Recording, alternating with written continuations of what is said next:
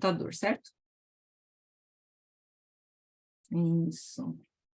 Boa noite, agora oficialmente, para todos. Eu vou liberando aqui conforme o pessoal vai entrando, tá? Mas a gente vai começando aqui até para cumprir o horário aí para quem entrou no horário certinho, tá bom? Conforme o pessoal vai entrando aqui, eu vou liberando. Então, vamos lá, temos carinhas novas aí, pessoas que estão chegando aqui pela primeira vez no nosso aulão. Sejam bem-vindos, né? Então, nós temos esses aulões diariamente, estava com mais frequência, na verdade, ano passado uma vez por mês, depois com umas várias demandas de trabalho e tudo mais, e aí eu precisei dar um tempinho, nós ficamos aí acho que uns 2 ou 3 meses sem, né? Mas geralmente eu faço no último final de semana do mês, ou nós fazemos algum tema, né? Eu faço esse aulão sozinha, ou eu faço com algum convidado, né? Como hoje nós temos uma convidada. Então, a gente vai pedindo também, vou colocando nos stories, algum tema que vocês se interessam, que vocês gostariam de saber, a gente faz uma troca, até para isso que tem o grupo, né? Porque para a gente ter essa troca mesmo, né? De entender aí, somos, né, todos aí pela psicopedagogia, pela neuropsicopedagogia, pela educação, né? Temos muitos professores também que estão no grupo, a gente está querendo colocar mais coisas aí no sentido também para os pais também, né? Então, a gente já começa hoje com um tema já nessa questão de orientação de pais também, e abrangendo isso para as famílias, e a gente poder também ter um grupo aí para pais, que a gente sabe que eles precisam muito dessa ajuda, desse auxílio, e muitas vezes a gente não sabe como orientar também, né? Então, acho que um tema foi bem pertinente para esse momento, né? Para nós começarmos. Então, para quem está começando o primeiro aulão aí, né? Sou Flávia Toribio, eu sou psicopedagoga, neuropsicopedagoga, psicomotricista, e estou no último ano da faculdade de psicologia, né? Então, esse ano eu me formo aí em psicologia também. Então, tudo para agregar aí nessa área maravilhosa, né? Sala de aula, tenho 18 anos e meio de sala de aula como professora, e depois eu, né, com essas formações, eu comecei a atuar em clínica no primeiro momento, né? Eu trabalhava numa clínica de uma pessoa, e depois eu comecei a fazer os atendimentos em consultório sozinha. E a partir daí também comecei a fazer alguns trabalhos em obras sociais e tudo mais, com a psicopedagogia escolar, né? Tanto a psicopedagogia quanto a psicomotricidade escolar. E hoje, né, na verdade, recentemente, este ano, eu saí de sala de aula, até o ano passado eu estava como psicopedagoga escolar em uma escola, e professora, né, estava em sala de aula como professora em outro colégio que eu já estava há bastante tempo. E aí, este ano eu saio de sala de aula, desse outro colégio que eu já estava, e passo a ficar só como psicopedagoga, né, na verdade, na escola, né? Então, essa experiência aí da psicopedagogia, da neuropsicopedagogia escolar, então, eu estou atuando com esse cargo agora, né? Muito feliz também. E é sobre isso, né? Então, vamos lá para a gente. Boa noite para quem entrou, depois que eu já estava falando aqui, acho que a Mari, né? Boa noite, Mari. Tudo bem? Mari é nova, Mari, aqui no nosso aulão. Será que ela está ouvindo? Mari? Tá? Boa noite. Boa noite. Boa noite, seja bem-vinda, Mari. Obrigada. Rose, boa noite, Rose. Cadê a Rose? Vai mostrar a carinha, a Rose, a Mari? Oi. Tudo bem, querida? É que eu estou na sala no escuro. Peraí. Peraí. Isso, agora você fechou. Oi. Tudo bem? Eu vim para a cozinha, agora eu vim para a cozinha. Ai, gente, Boa a Rose está noite. demais. É live atrás de live, só vejo lá. Está ao vivo. Inclusive, eu vou te convidar para uma. Você aceita? Será um prazer. Eu acho um tema fundamental a psicopedagogia na escola. A gente tem algumas dúvidas de como trabalhar lá dentro, entendeu? Eu vou combinar com você, eu vou entrar lá no Zap, tá. Eu vou dizer o dia direitinho, tá bom? Combinado. Então tá. A gente Estou aqui, combina estou por assim. aqui. Com certeza, será um Beijo. prazer. Beijo. Beijo. Não, e nós estamos descobrindo várias coisas aí, né? A Amanda também, ela tá aí fechadinha aí, ó, carinha escondidinha aí, mas ela falei para ela, já tá na minha lista aqui. Descobri essa semana que ela faz recursos, né? Jogos e tudo mais, ela produz. Fiquei sabendo essa semana aí, mandei mensagem para ela, a gente trocou umas figurinhas aí, falei para ela que a gente precisa divulgar esse trabalho, né? E esse momento é nosso mesmo, esses aulões aqui são para vocês, é esse momento mesmo, a gente tem que se divulgar e tem que falar do nosso trabalho, uma seguir a outra aí, eu acho que, né, a gente só fortalece com tudo isso. Isso aí. Olha que lindo, né? Claro. Sábado à noite. Eu vou pegando as meninas para aparecerem. Isso mesmo. Saberes. A minha missão é divulgar saberes. Você quer divulgar? Me procura que eu boto você lá na Olá, live. tá vendo? Conta com Rose, eu estou é isso aí. esperando aquela live lá do teste de trilhas e da Torre de Hanoi, hein? Eu vou, olha só, não, eu vou fazer essa semana. Vou fazer. É que eu estou sem tempo, menino. Calma, vou fazer Nossa, essa demais, semana. tá muito youtuber Vou essa Ruby. continuar o livro azul, vou entrar no vermelho, vou continuar, tá? Essa semana. Isso mesmo, gente, ó, isso é muito bom, porque essa troca, né? Olha só, sábado à noite, né? Deixa eu liberar, que tem mais gente querendo entrar. Sábado à noite aí, né? Uma noite gostosa, em alguns lugares está chovendo, né? Aqui em São Paulo já choveu, mas parou. Segundo o David e a Elaine, estava chovendo lá no Rio. Mas olha que gostoso, mas mesmo que estava chovendo, continua calor, pelo menos por aqui. Então tá uma noite maravilhosa e nós aqui, né? Estamos estudando aqui todos com o mesmo propósito. Então é sobre isso, né? Então, não quero aparecer porque eu tenho vergonha, não sei falar. Vai com vergonha mesmo, a gente está aqui para ajudar um outro e é isso mesmo. Mas se eu fizer uma live e aparecer uma pessoa só, ótimo, você vai falar para essa pessoa só. Não importa se tem 100 pessoas, se tem uma, se tem 10, né? Se você atingiu aquela uma pessoa, é aquela uma pessoa que você vai falar, que você vai atingir. É sobre isso, né? E alguém precisa do seu conteúdo. Então, aquela coisa, eu tenho vergonha de me expor. Mas pensa, tem tanta gente que está ali do outro lado precisando do que você tem para dizer, né? Seja uma família, seja um profissional que aí está começando ou que já está formado há muito tempo, mas nunca teve essa... eu me sinto inseguro em começar. Então, é para isso, né? O grupo está lá, a gente faz as trocas, é para isso mesmo, tá bom?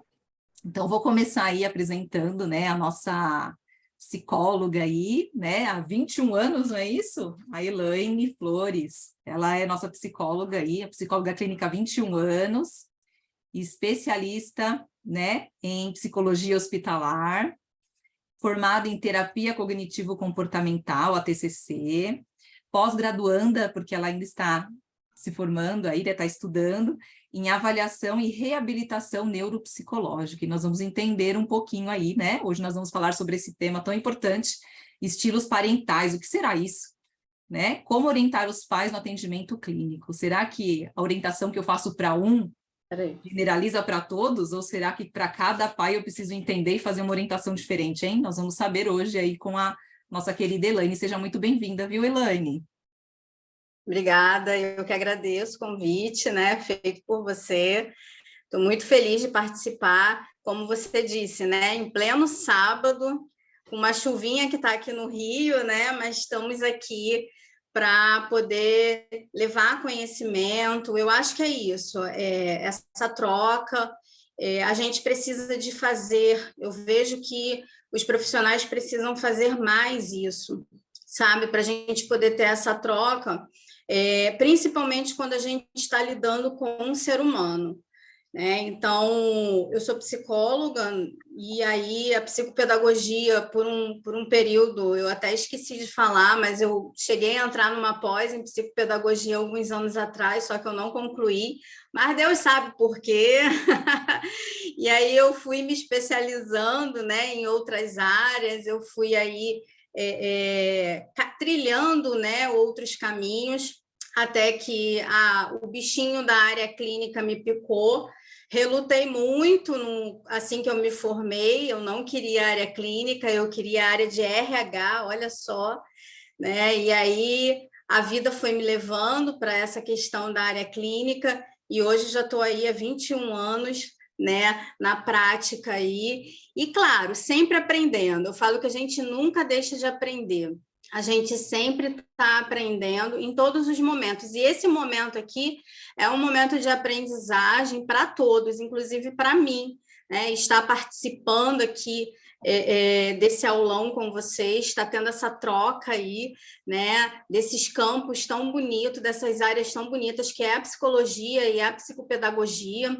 Então, assim, eu sou extremamente grata pelo convite, para poder estar aí passando para vocês um pouquinho daquilo que eu aprendi ao longo desses anos, né, aos trancos e barrancos.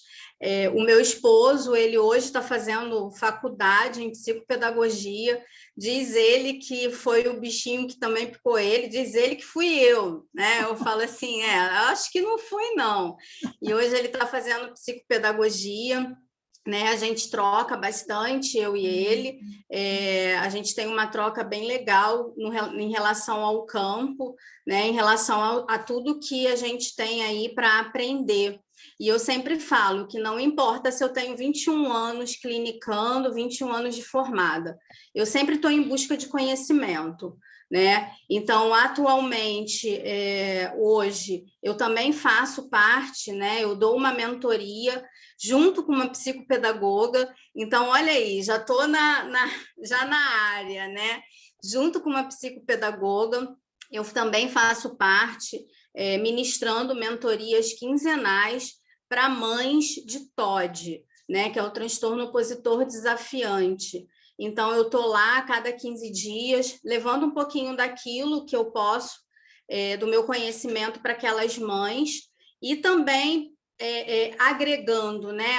Eu falo que assim, os meus pacientes agregam muito na minha prática. E também todo movimento que eu faço sempre está agregando para a minha prática.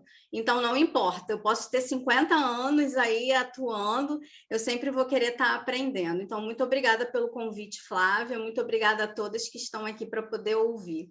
Imagina, nós que agradecemos. E, gente, ela é a esposa do David. Cadê David? Aparece aí, David. David se escondeu. Cadê? Fechou a câmera. Dá um tchauzinho aí, David.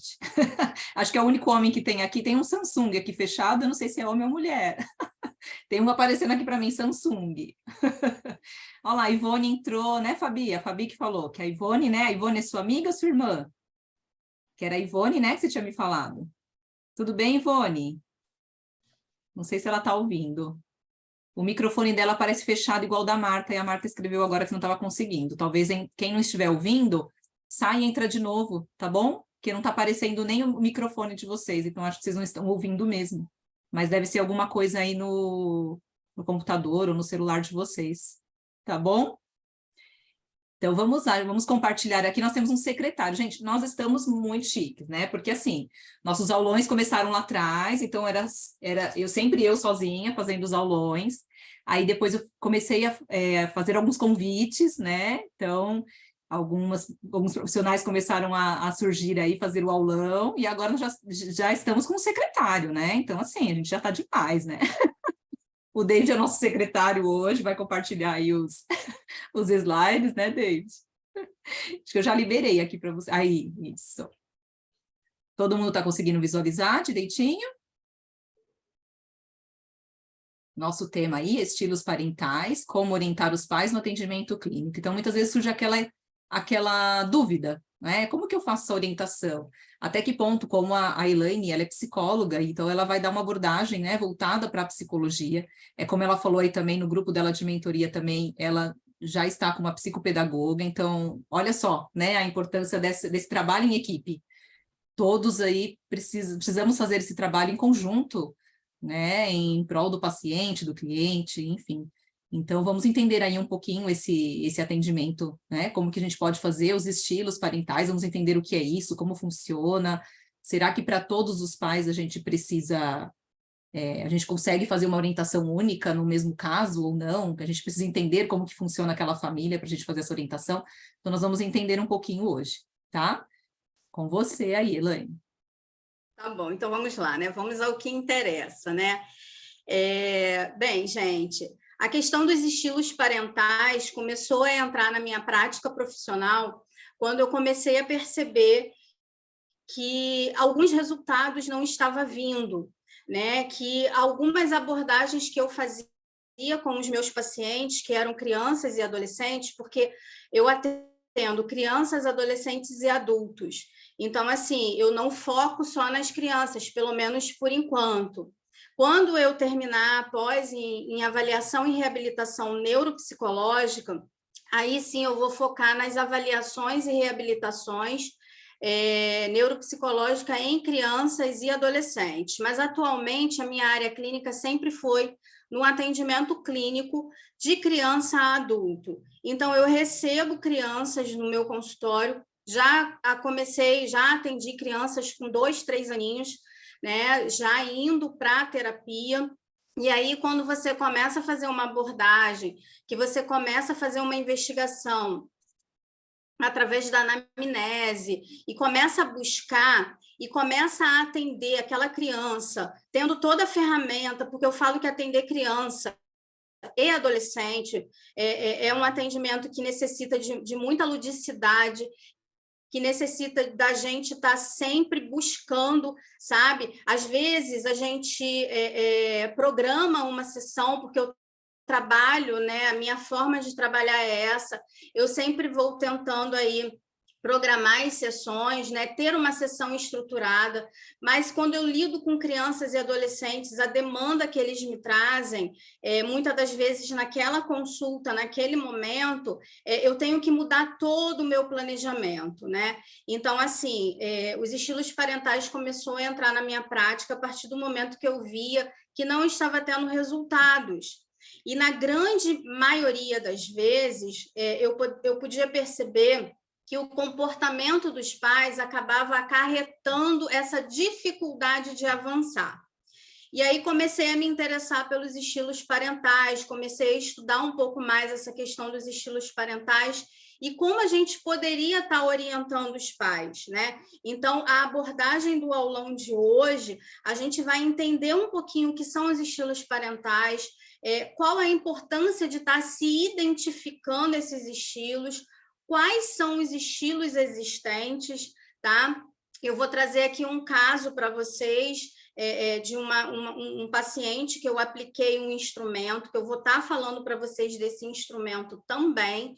Então, assim, é bem extenso, mas é como eu falei com a Flávia, eu vou tentar resumir o máximo para ser bem prática, tá? Eu sei que é importante a teoria, então eu já aconselho a vocês, quem se interessar por esse tema, já busca, tá, a parte teórica, para que a gente consiga, enquanto profissionais, atrelar a parte teórica à parte prática. Porque não adianta, gente, eu posso ter o melhor instrumento, eu posso aplicar o melhor instrumento no meu consultório, tá? Se eu não tiver também atrelada a uma base teórica. Por isso que hoje, na minha parte clínica, na minha parte profissional, a minha base teórica é a terapia cognitivo-comportamental.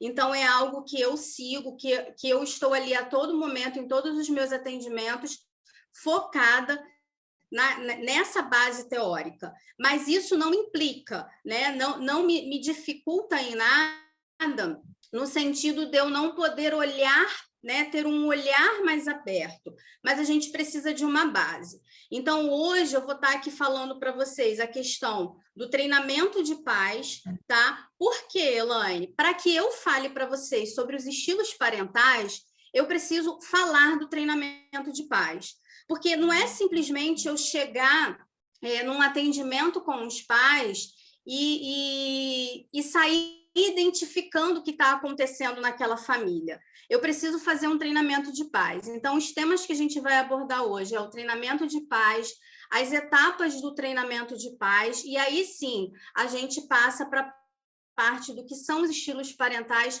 e quais são esses estilos parentais, tá? Então, resumidamente, nosso aulão vai perpetuar aí por essas fases aí, por esses temas aí, tá bom? Combinado? Então, vamos entender um pouquinho o que é o treinamento de pais. Quem tiver alguma dúvida, pode, que a Flávia está ali, ela vai passando para mim, a gente vai...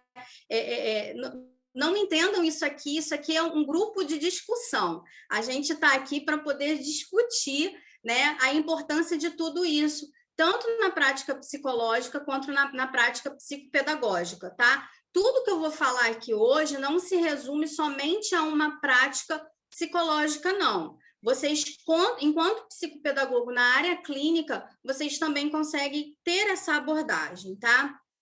Mas e aí, Elaine, o que é esse tal de treinamento de pais?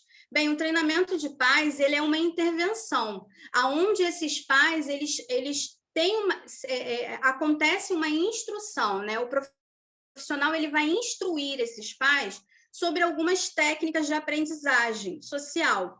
Para quê? Com qual objetivo, né? A gente tem um intuito do treinamento de pais modificar o quê? O relacionamento desses pais com seus filhos, aonde a gente consegue diminuir alguns comportamentos desadaptativos, tá? Incentivando comportamentos mais pró-sociais dessas crianças. Então, é isso, é trazer os pais para perto dessas crianças, é mostrar para eles que dentro da minha prática clínica, eu não consigo fazer o meu trabalho se eu não tiver a parceria deles. Quando a gente trabalha com crianças e adolescentes, é isso que eu preciso entender. Eu preciso ser, eu costumo dizer assim, eu preciso acolher os meus pais, né? Porque quando um pai me procura, ele me procura para trazer uma certa demanda de algum problema do filho ou da filha dele, correto? Só que, assim, antes mesmo de eu começar um atendimento com essa criança e esse adolescente, eu tenho que ter uma parceria desses pais. E isso já é deixado logo no início, logo na primeira entrevista que eu faço de preenchimento da anamnese.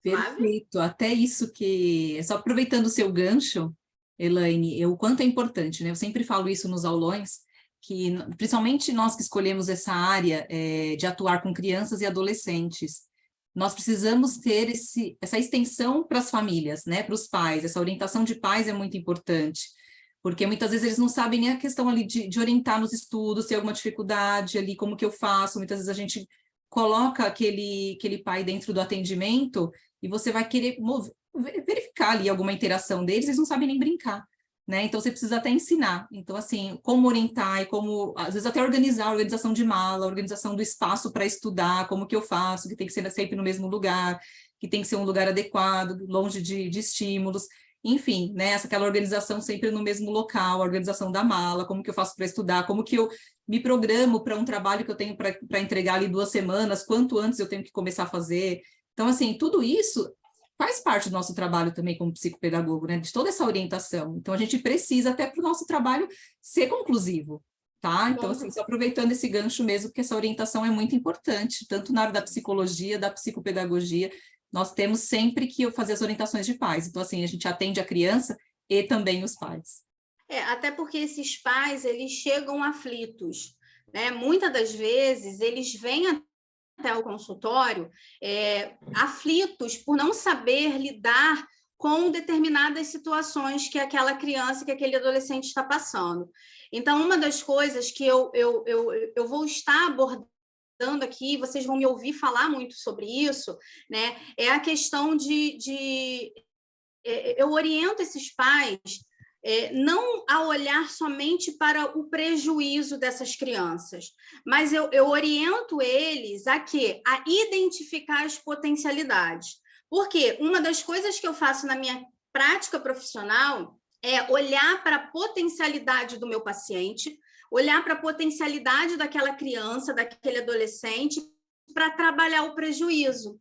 Então, muitas das vezes, o que acaba acontecendo? Eu tenho que sair da caixinha, sabe? Eu tenho que usar de uma criatividade muito grande, porque é o que eu falo, a gente precisa da teoria, a gente precisa dos livros, a gente precisa da técnica. No entanto, se a gente não tiver aí uma certa flexibilidade entre a técnica, entre a teoria e a aplicabilidade, sabe? E estar ali com aquele paciente, porque quando eu falo de um paciente, quando eu falo de um pai, de uma mãe, eu estou falando de indivíduos que reagem de maneiras diferentes a determinadas situações.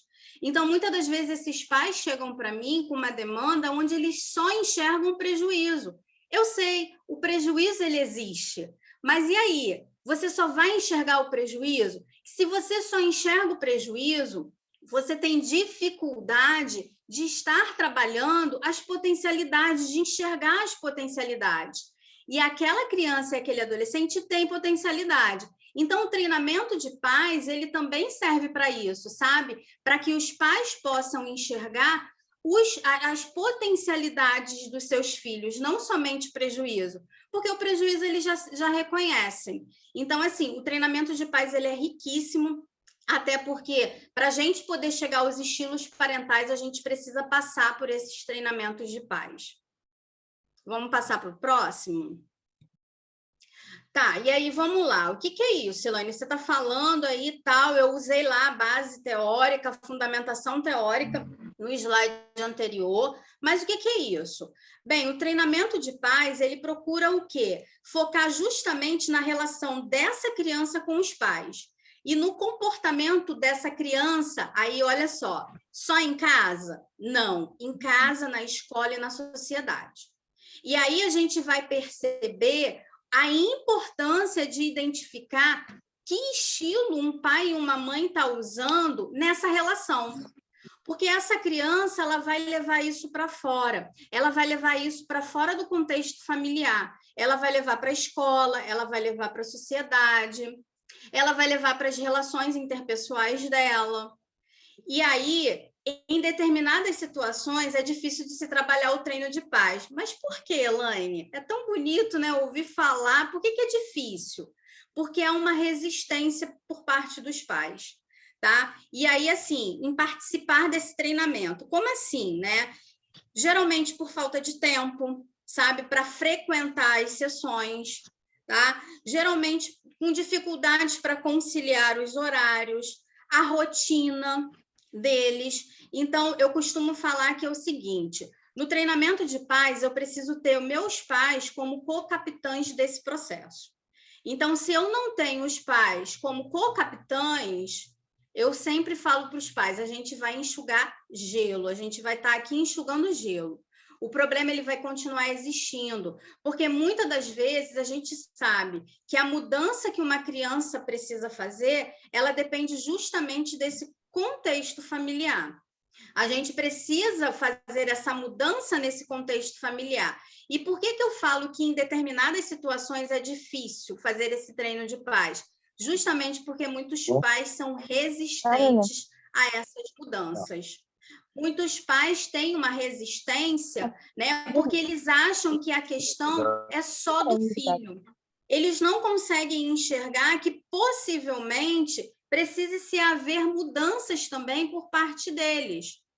Porque a criança, ela é o reflexo, ela vai ser o reflexo, ela é o espelho, entende? Nós, enquanto pais, enquanto mães, a gente tem ali uma grande questão, que é o quê? Entender as fases do desenvolvimento, conseguir conciliar, porque o que eu falo para os pais é o seguinte, vocês não nasceram com manual de instrução. Quando o filho de vocês nasceram, não veio com manual de instrução. Então, vocês vão errar. Então, no treinamento de pais, eu falo isso. Só que vocês podem errar menos. O objetivo é esse, fazer com que eles errem menos. Não significa dizer que eles não vão errar.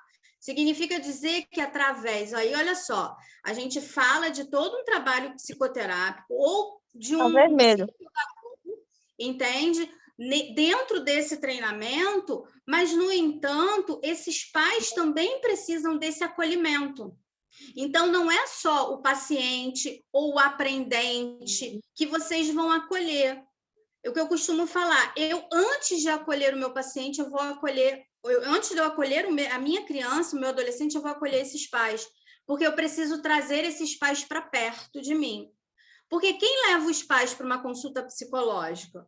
Quem leva as crianças, quem leva essas crianças para uma consulta psicológica, para uma consulta fonoaudiológica, para uma consulta com psicopedagogo, para uma consulta com terapeuta ocupacional? Quem leva são os pais. E se os pais não se sentem acolhidos, eles vão desistir. E aí quem sai perdendo é o meu paciente. Então, por isso, o treinamento de pais tem muito isso também, esse acolhimento. Outro obstáculo que a gente encontra, né, é a dificuldade da gente aplicar as técnicas comportamentais na casa deles. Por quê? Às vezes eu oriento um pai, né, uma mãe, e falo assim, olha, tenta fazer isso em casa. Quer ver? Eu atendi um paciente há algum tempo atrás que era nítido que ele tinha TDAH. Era nítido. Então, ele tinha uma questão de grafia, né? Muito grande. Por conta, ele é super inteligente, ele tem, assim, uma visão totalmente, por isso que eu falo, sair da caixinha, sabe? Quando eu aplicava alguma atividade nele, ele fazia atividade totalmente diferente da forma como era solicitado. No entanto, ele fazia. Então, vamos brincar, por exemplo, uma sessão, vamos brincar de Uno, brincadeira lúdica. Toda brincadeira feita com o paciente tem um objetivo, tá, gente? Tudo aquilo que você faz que seja lúdico, não é só por fazer, tem um objetivo. Vamos brincar de Uno. Ele brincou a primeira vez, a segunda vez. Na terceira vez, ele começou a pegar as cartas do Uno e começou a criar robôs na mesa com as cartas do Uno. Então, eu ia ter... Olha só, ele não estava... Por quê? É um jogo que acaba fazendo com que ele tenha que ter um raciocínio, que ele tenha que estar mais focado, mais centrado, e o TDAH, quem tem TDAH tem essas limitações, essas dificuldades. E ele começou a pegar o Uno e começou a montar robôs com o Uno. Ele gosta disso. Eu, como psicóloga, vou falar, não faça porque a gente vai jogar Uno agora. Não, eu usei, olha aí que eu falo. Eu usei o quê? A potencialidade dele para começar a trabalhar talvez um prejuízo de atenção, de memória, sabe? E aí ele foi, a carta verde com a carta verde, olha, ele foi colocando e foi montando. Então, assim, foi algo que foi feito dentro do consultório, mas que isso também foi passado para os pais. Procura ter flexibilidade, porque às vezes aquilo que aquele paciente, aquele aprendente quer fazer não é o que você espera, mas ele vai trazer resultados. Então, a gente tem esse obstáculo aí no treinamento de pais, porque a gente orienta, e o pai e a mãe têm dificuldade de colocar isso em prática.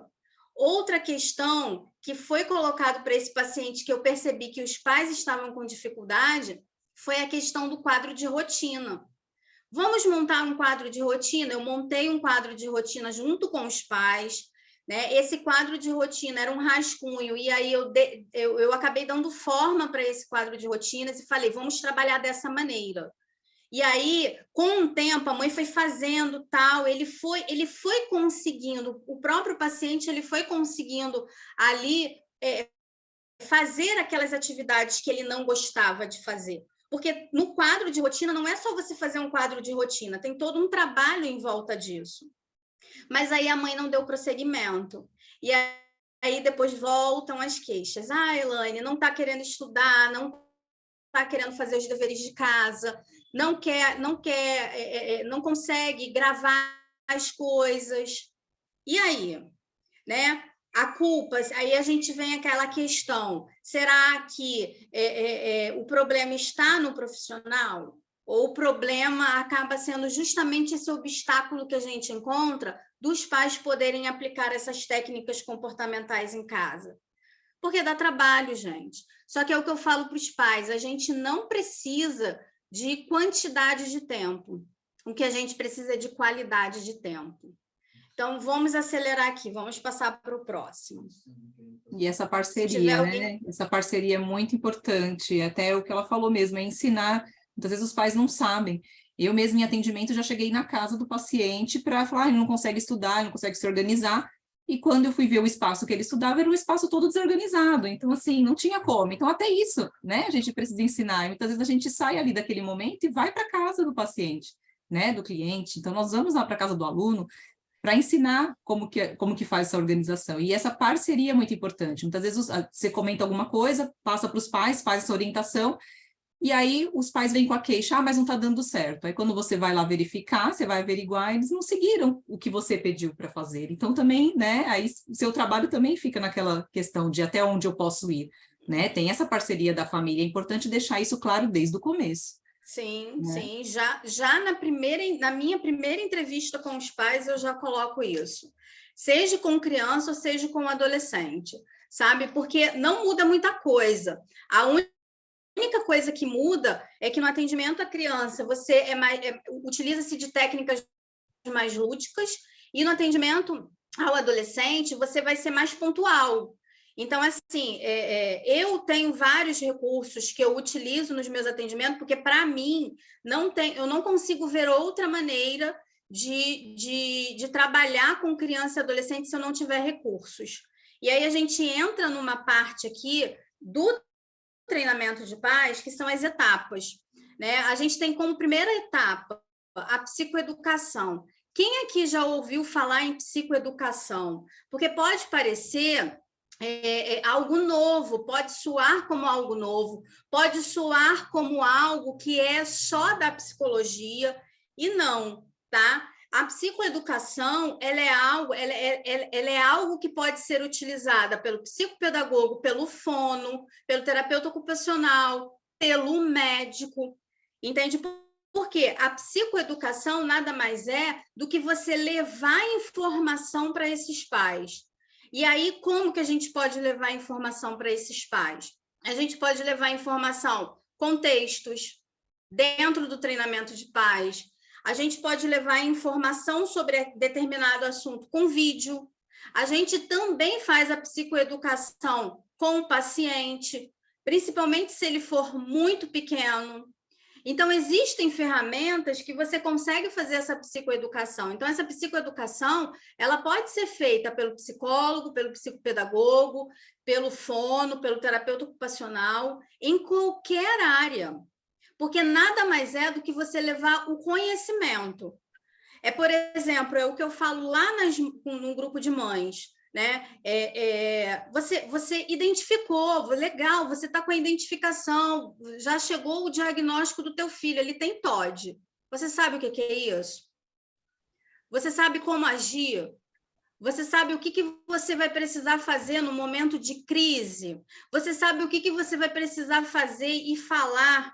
Porque é isso. Muitas das vezes, para as pessoas, a diferença de uma birra de uma criança típica para uma birra de uma criança que tenha TOD, você vai saber explicar o que acontece num cérebro, mecanismo cerebral de uma criança com TOD. Então, eu e todos os profissionais que estão envolvidos no atendimento dessa criança ou do adolescente vai fazer essa psicoeducação. Chega um paciente para mim com um diagnóstico de TDAH. Chega um paciente para mim com um diagnóstico de transtorno de ansiedade. O pai não sabe. Muitas das vezes o pai fala, mas é só criança e tem ansiedade, mas é só criança e tem depressão. Sim, gente. Cada vez mais esses transtornos eles têm aumentado.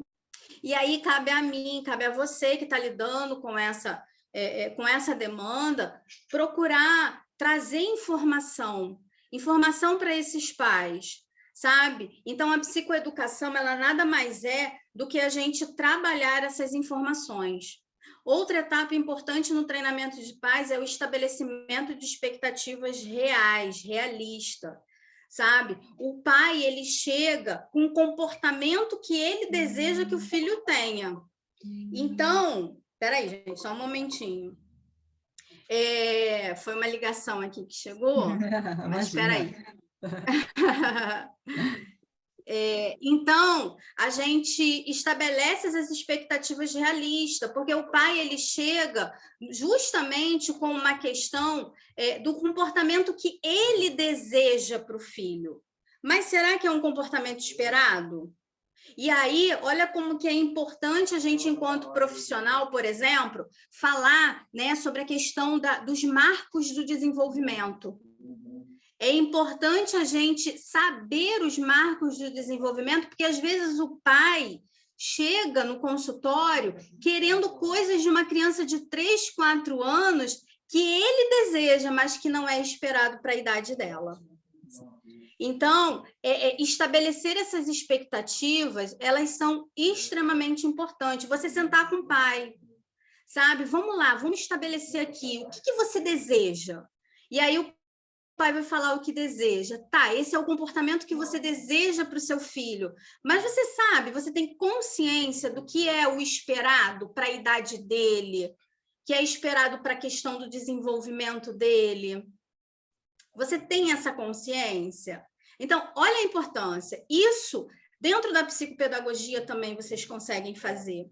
Sabe? Porque às vezes o pai acha que, por exemplo, meu filho com 2 anos ainda não lê uma frase, eu estou citando exemplos, tá, gente? Não lê uma frase completa. Aí vamos pensar nos marcos do desenvolvimento de uma criança de 2 anos ler uma frase, não, porque o coleguinha lê.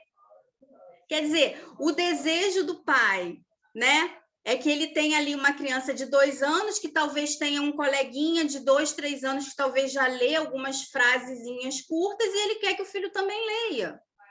Então, esse é o comportamento desejável. Mas será que é um comportamento esperado para aquela idade? Então, é aquilo. Eu gosto de citar o exemplo. Eu tenho uma criança, vamos supor, de 3 anos.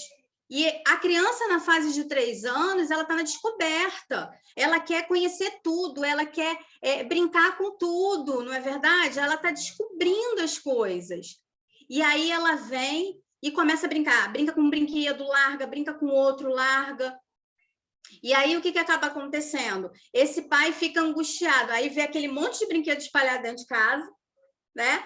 E depois o pai vira e fala assim, vamos guardar os brinquedos.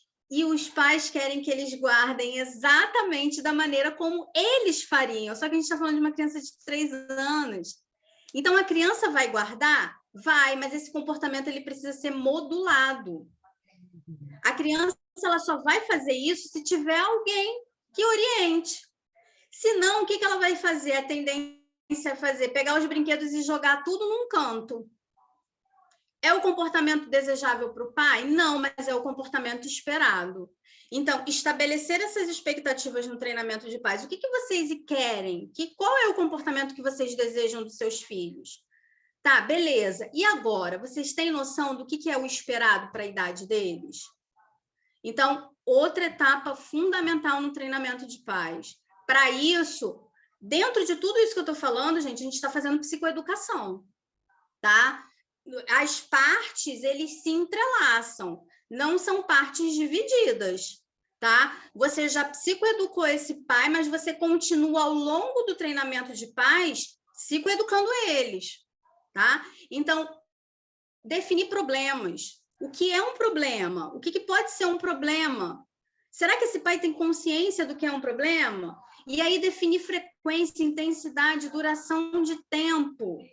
Frequência, um problema. Existe um problema. Qual a frequência deste problema? Qual a intensidade deste problema? Qual a duração em tempo? Então, por exemplo, aqui eu costumo usar como ferramenta, né, o termômetro. Quem nunca ouviu falar aqui do termômetro das emoções, né? A gente está ali sempre usando figurativamente para a criança.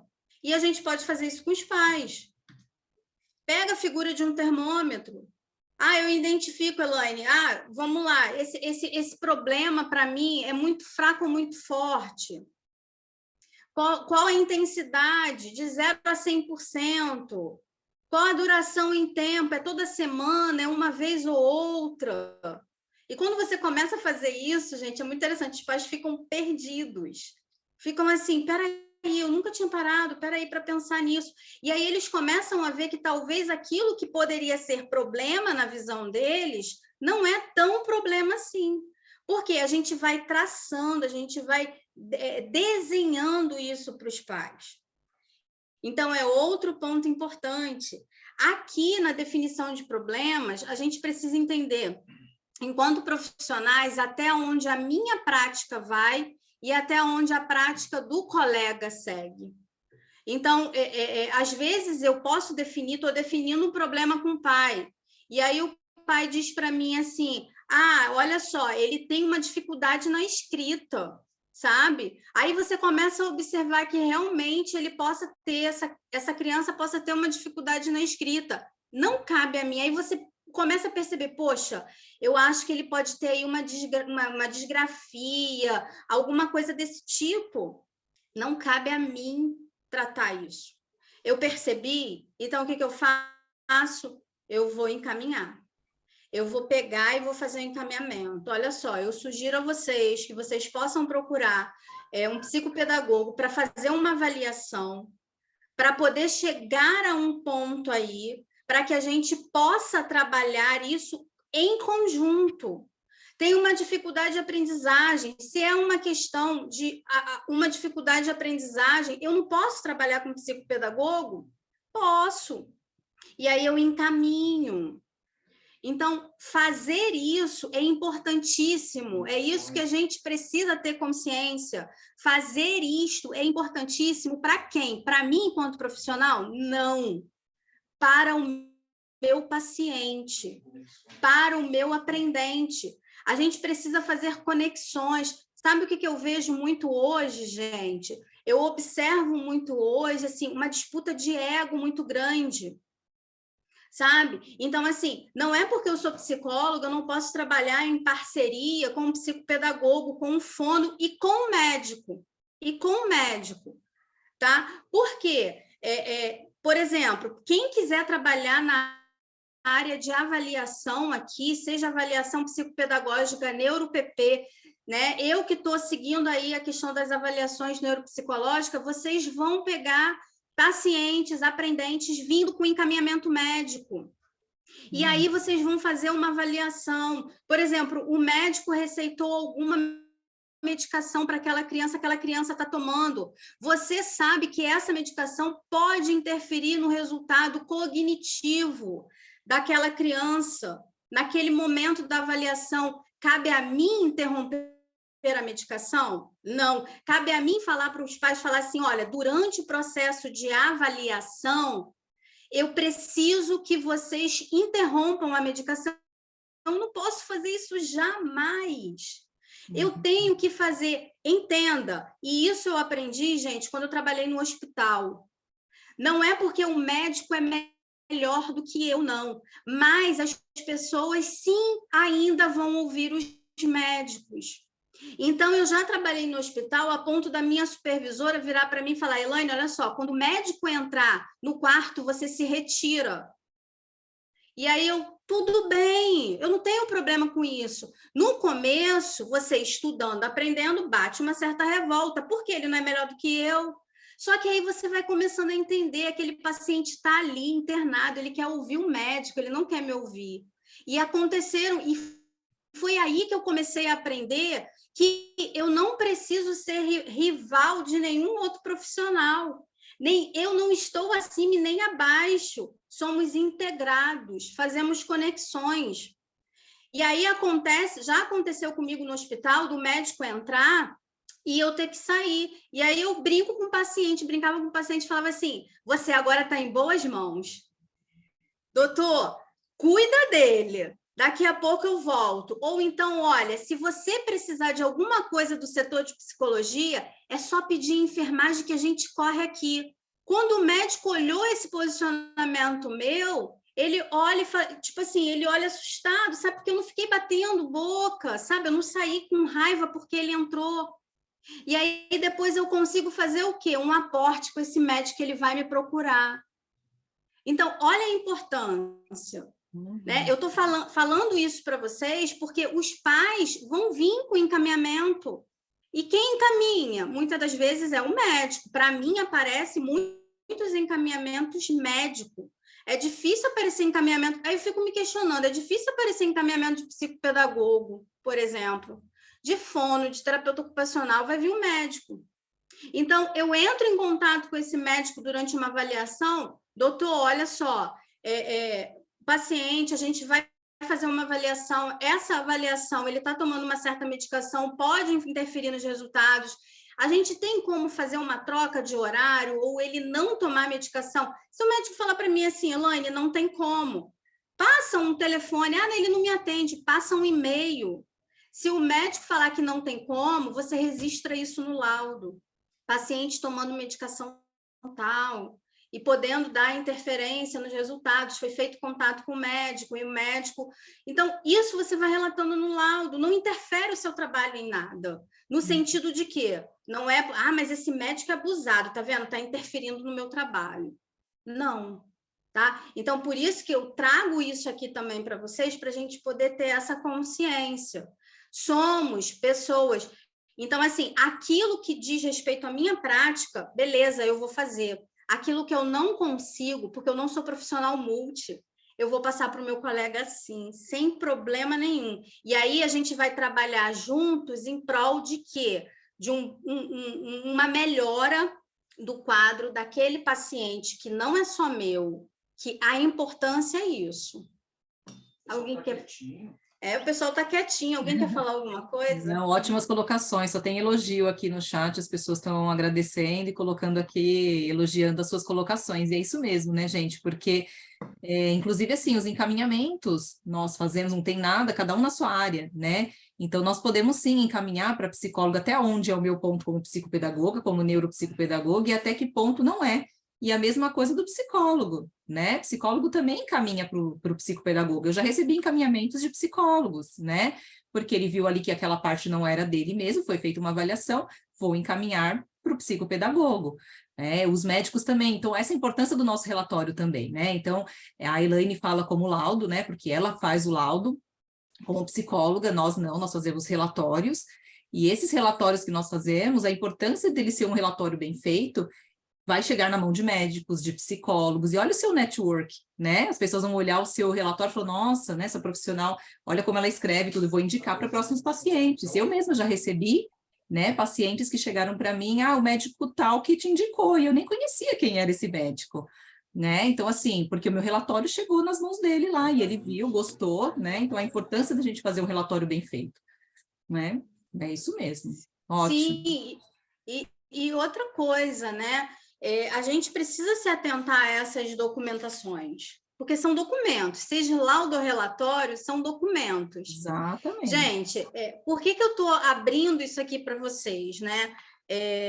Porque, por exemplo, eu já recebi no meu consultório pais que, olha só, eu levei num psicopedagogo. O psicopedagogo, ele identificou que o meu filho é muito ansioso, muito nervoso, né? E ele falou assim, ele está com uma hipótese, porque a gente trabalha com hipótese diagnóstica, a gente não trabalha com diagnóstico, tanto é que quando chega um paciente para uma avaliação neuropsicológica, por exemplo, é porque há dúvida do médico. Quem fecha o diagnóstico é o médico, a gente dá a hipótese diagnóstica, né? Mas a gente não fecha o diagnóstico, quem vai fechar é o médico.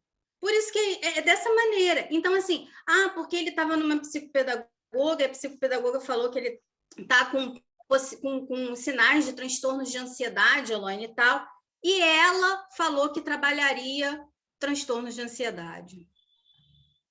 E aí eu falei assim, olha, a gente tem que saber. Gente, eu quero deixar isso bem claro para vocês, tá? Porque vocês não têm noção do prejuízo que isso pode trazer para aquele paciente, principalmente quando é uma criança ou um adolescente, tá?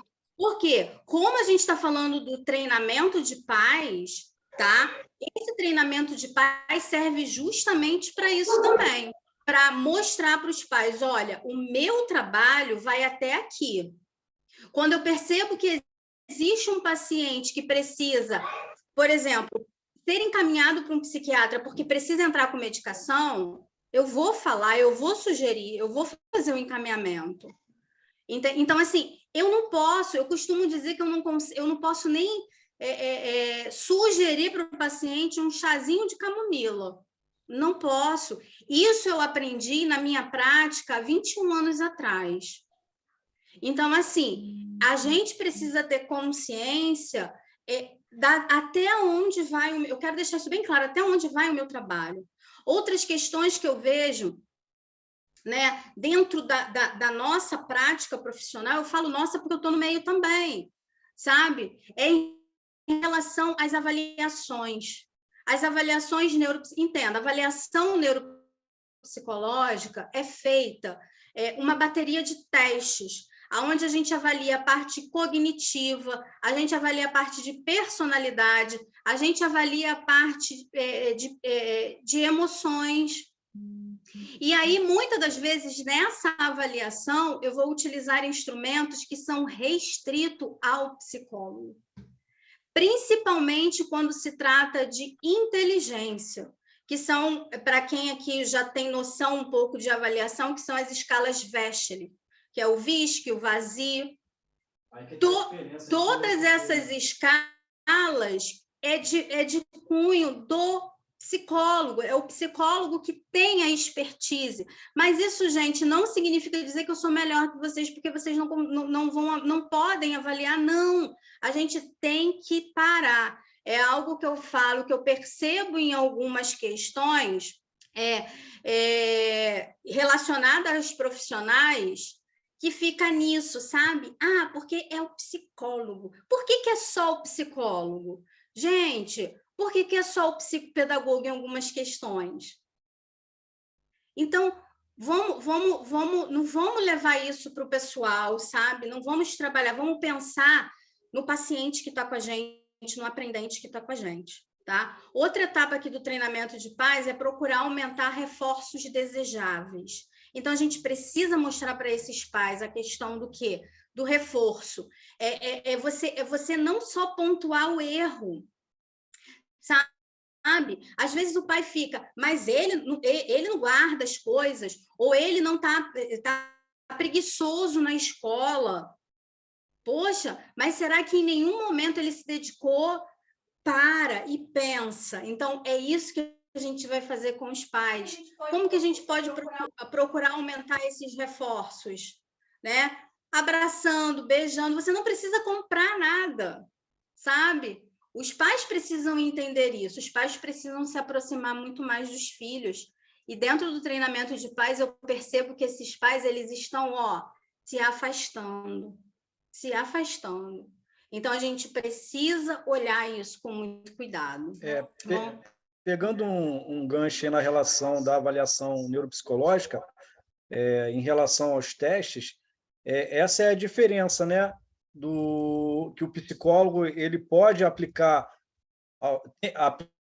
alguns testes restritos e o NeuroPP não tem acesso a esse, só para deixar claro, né, a esses testes restritos. Essa é a diferença, mas o curso em si, da avaliação do neuropsicólogo e NeuroPP, são quase o mesmo conteúdo. O que difere é o acesso a esses instrumentos restritos ao psicólogo, que trata geralmente, né, dessa parte mais de transtorno, de avaliação de transtornos e tudo, não é isso? Isso, na verdade, nós temos os testes que são restritos a psicólogos, e temos os testes que nós podemos usar, não só como psicopedagogo, mas também os TOs, fonoaudiólogo. Então, você olha lá e tem, né? O que não for restrito, nós podemos sim usar, né? Agora, quando são os testes restritos, está escrito lá que é restrito, você nem pode adquirir, você tem que ter o número do CRP, que é só o psicólogo que tem, para poder adquirir esse instrumento, né? Então, ele é mais profundo, né? Então, como psicopedagogo, nós temos os testes que nós podemos usar, e o psicólogo tem uma gama muito maior, né? Isso aí. E assim, isso não... eu acho que a única coisa que difere é justamente isso, né? Porque a gente pode fazer um trabalho como é o que eu venho fazendo com essa psicopedagoga nesse grupo de mentoria, né? Então, assim, ela entra com a parte dela, até porque, além dela ser psicopedagoga, ela é mãe de Todd, então ela tem uma experiência, assim, uma bagagem muito maior do que eu enquanto profissional. Ela tem a vivência, né? A vivência, exatamente. Então, assim, olha como que é possível ter a troca entre esses profissionais. Então, não difere em nada, gente, sabe? A gente só precisa abrir, eu falo assim, a gente só precisa sair da nossa caixinha e entender. Quando eu atendo lá, aquela pessoa, aquele indivíduo, aquela pessoa, ela precisa da minha ajuda, mas até onde ela precisa da minha ajuda? E até onde eu posso ajudar fazendo os encaminhamentos? Então, quero deixar isso aqui bem claro para vocês, porque assim, eu tenho atendido alguns pacientes que os pais têm vindo, e aí, assim como acontece aqui comigo, acontece com vocês. Porque esses pais acabam ficando desacreditados das nossas práticas, sabe? Então, vocês estão aqui em pleno sábado aprendendo justamente para que vocês consigam entender até onde eu posso estar indo. Eu jamais vou passar. Agora, é algo que eu até brinco com o David, né? E falo para ele, olha só, se você começar na sua prática profissional a querer trabalhar aquilo que não é o seu campo, a gente vai brigar em casa, hein? Eu falo isso Aí é com um ele. páreo duro, hein? O psicólogo e o psicopedagogo, ixi, Maria. Ai, que Eu delícia. falo com ele, a Mas gente olha vai que troca, brigar em né? Uma troca casa. muito grande. Mas vamos lá, aí a gente fez o treinamento de pais, agora a gente fala dos estilos parentais, né? O que são os estilos parentais? Nada mais é, gente, do que a forma de educar que esse pai e essa mãe vai ter com aquela criança e com aquele adolescente. São as atitudes deles com relação aos seus filhos, tá? Então, o conjunto dessas atitudes que vai o quê? Constituir o clima emocional dessa relação paterna. Então, se eu tenho práticas positivas, eu vou ter um clima emocional mais positivo dentro dessa relação paterna. Se eu tenho um clima, né? Se eu tenho um conjunto de atitudes negativas, eu vou ter um clima emocional negativo. E como a gente falou, isso vai perpetuar na vida desta criança. Ela vai levar isso para fora, ela vai levar isso para as relações dela, ela vai levar isso para a escola, ela vai levar isso para a sociedade, ela vai reagir a esses estilos dentro da própria casa, dentro do, né, conjunto familiar dela. Então, os estilos parentais é isso, nada mais é do que identificar a forma de educação, quais as atitudes que os pais têm com relação aos filhos, né? É a maneira como esses pais vão estar educando e socializando os filhos. E aí, vamos passar para o próximo slide. Qual é a importância da gente conhecer e identificar o estilo parental utilizado pelos pais? Então, assim, o estilo parental que os pais adotam vai influenciar significativamente no desenvolvimento dessa criança. Então, a gente vai perceber por que eu comecei a estudar mais sobre a questão dos estilos parentais. Porque eu comecei a perceber que o meu paciente estava avançando no consultório, mas não conseguia avançar fora. E aí, vamos tentar identificar isso? Aí eu falei, pô, deve ter algum meio. Foi aí onde eu conheci os estilos parentais.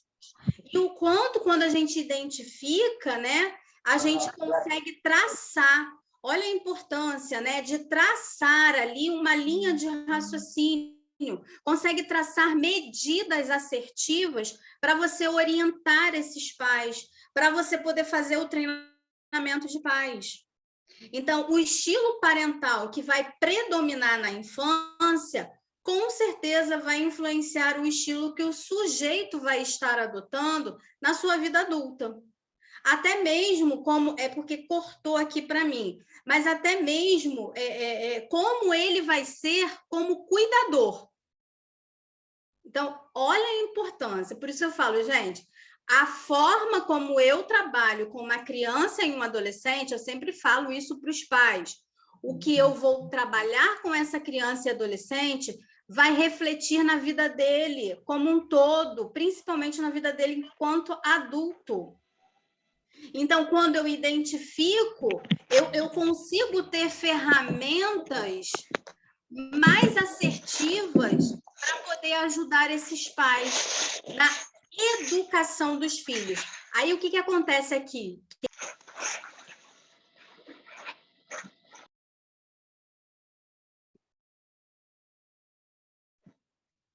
Espera aí que meu áudio ficou fechado aqui, gente.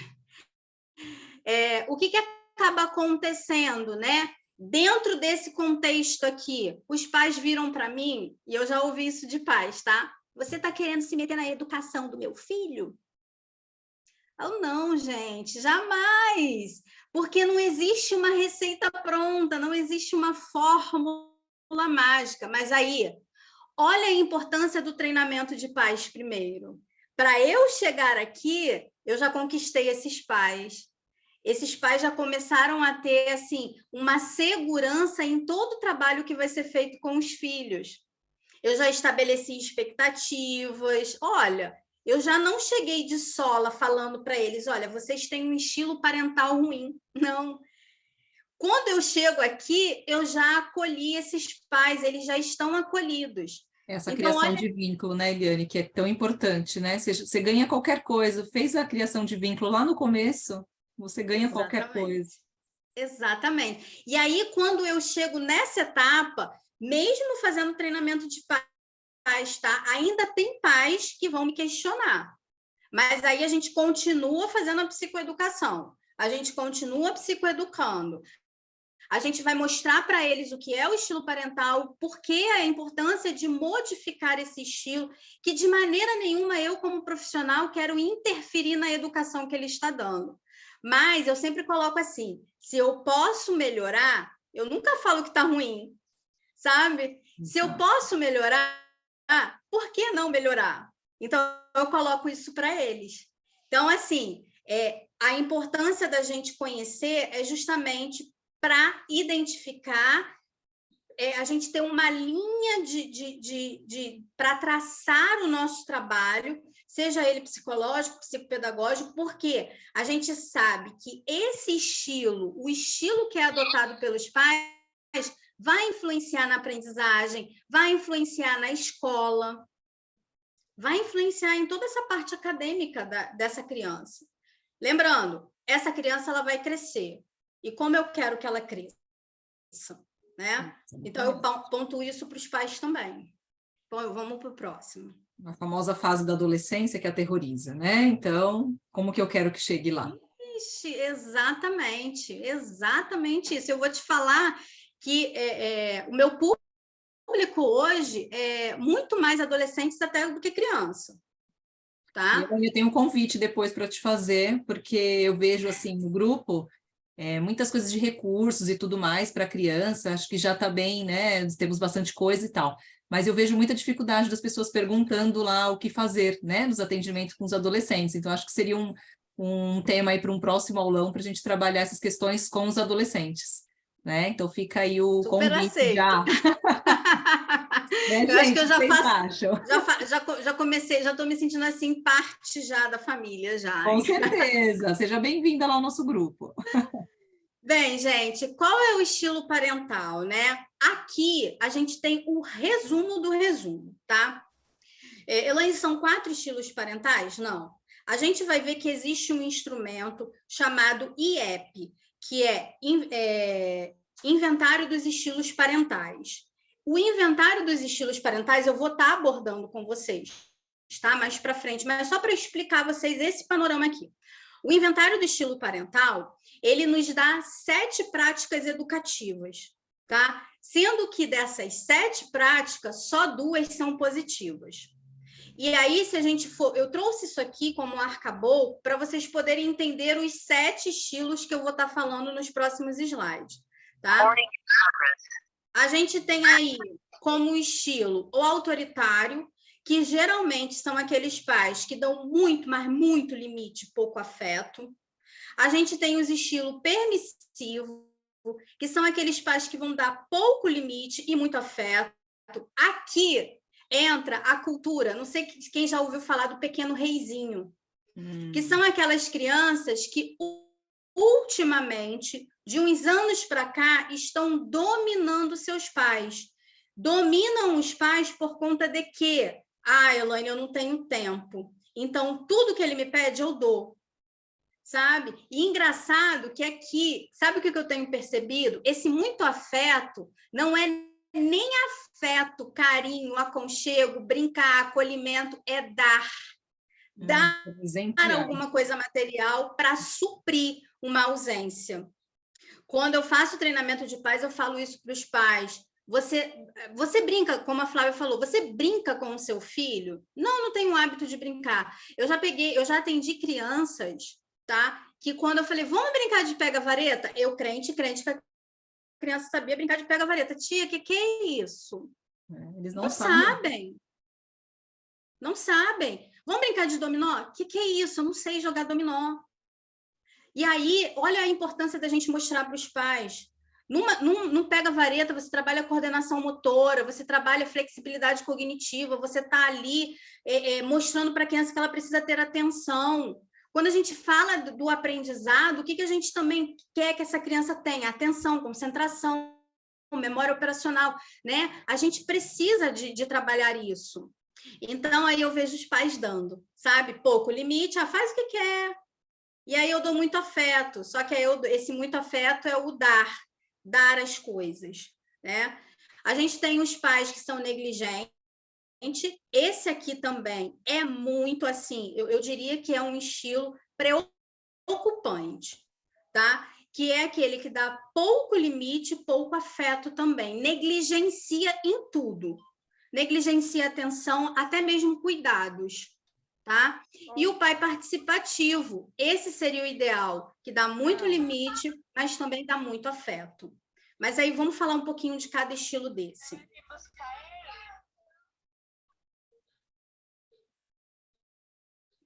Quais são os estilos parentais? Dentro do IEP, Inventário de Estilos Parentais, a gente tem a monitoria positiva e o comportamento moral. Esses dois que estão em azul são os estilos parentais positivos, tá?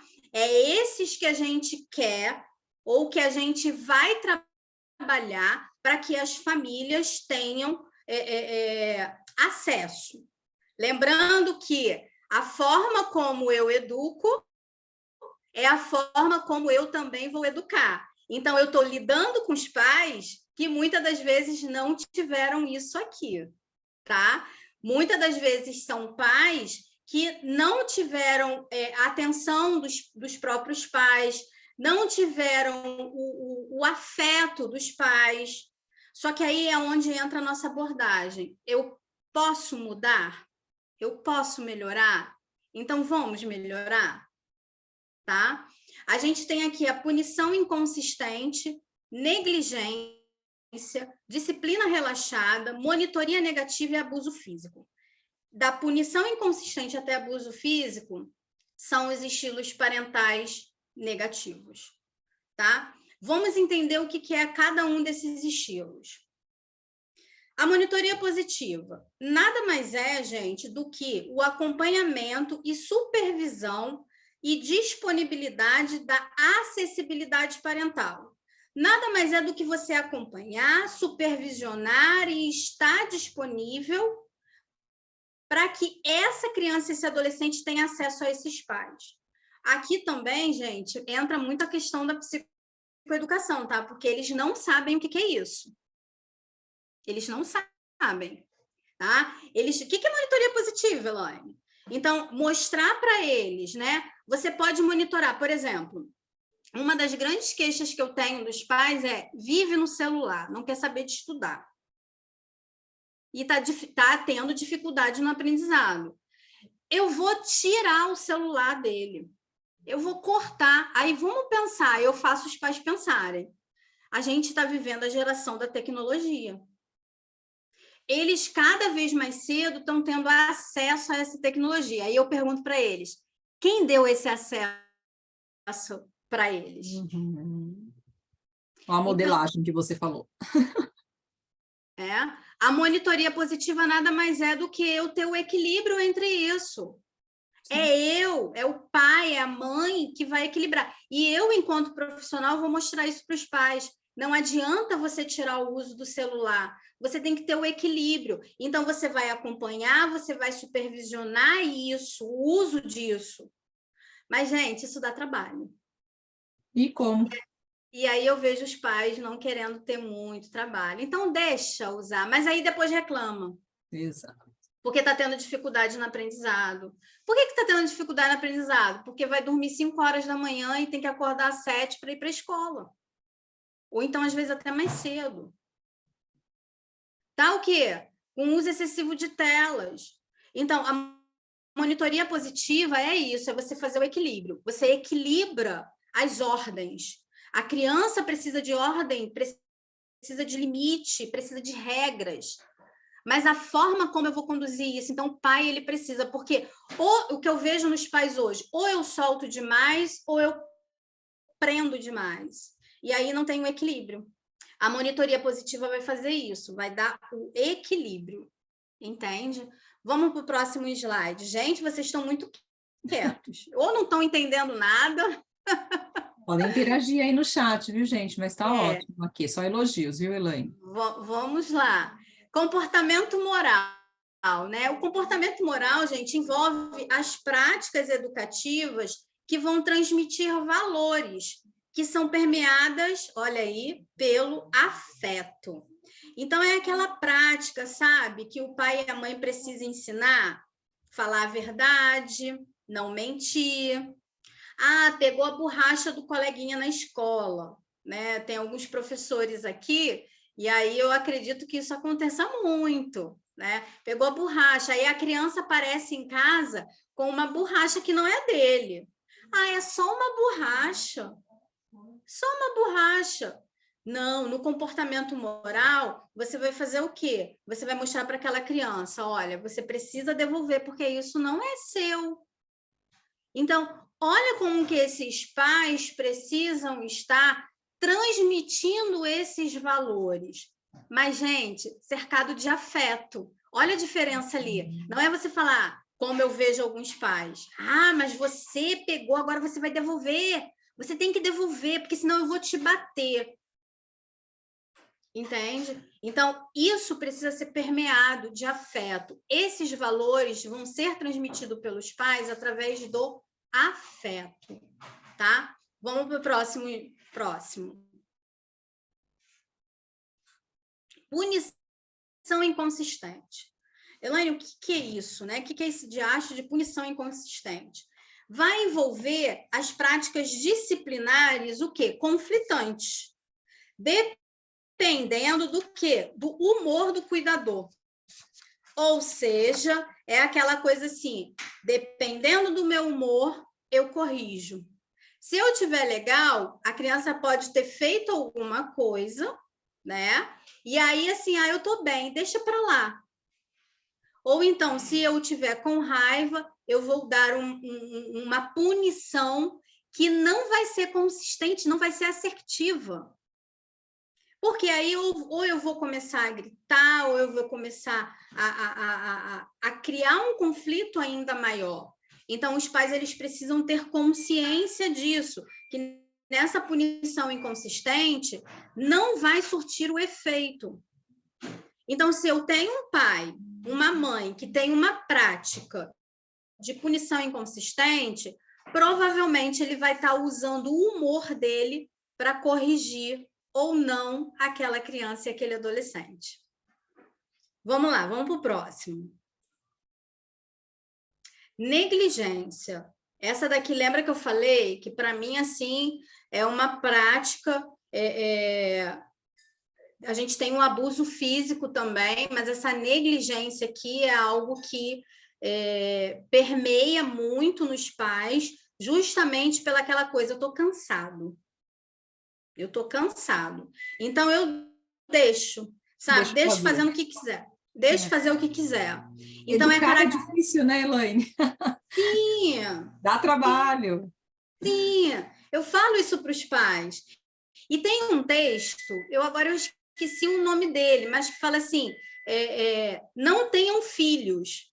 E o texto vem falando que se você quiser... Nossa, ele é pai, ele é educador, eu esqueci o nome dele agora, mas o texto é não tenham filhos. Se você quiser viver sua vida sozinho, se você não quiser não ter trabalho, se você quiser não educar, não tenham filhos. Exato. A partir do momento que você teve filhos, então os pais precisam entender isso. Sabe por que isso tudo, gente, que eu estou falando é importante na nossa prática? Porque é isso que vai definir o nosso trabalho. Seja com uma dificuldade de aprendizado, seja com uma dificuldade comportamental, emocional. Porque essa criança, ela vai levar para vocês esse comportamento. E aí você olha para a criança, você vê aquela criança e você fala assim, gente, peraí, né? Por isso a importância de você identificar. Não, está perfeito. Ó, até a Mari coloca aqui, né, que ela está amando as suas falas, está quieta por isso.